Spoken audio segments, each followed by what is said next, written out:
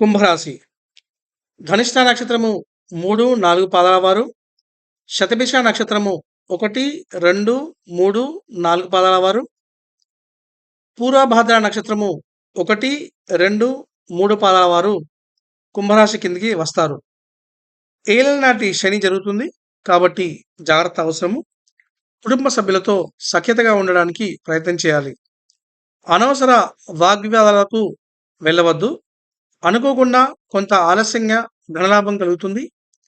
సోదర సోదరీమణులతో వివాదాలు లేకుండా చూసుకోవాలి. గృహయోగం ఉంది. మంచి విలువైన భూములు కొనుగోలు చేస్తారు. రియల్ ఎస్టేట్ వారికి బాగుంటుంది. రైతులకి అనుకూలమైనటువంటి కాలము. విద్యార్థులకి మంచి కాలము. ఉత్తీర్ణత పొందుతారు. ఉన్నత విద్య కోసం ఎదురు చూసే వారికి శ్రమను బట్టి ఫలితం ఉంటుందని తెలుసుకోవాలి. ప్రేమికులు ఆచి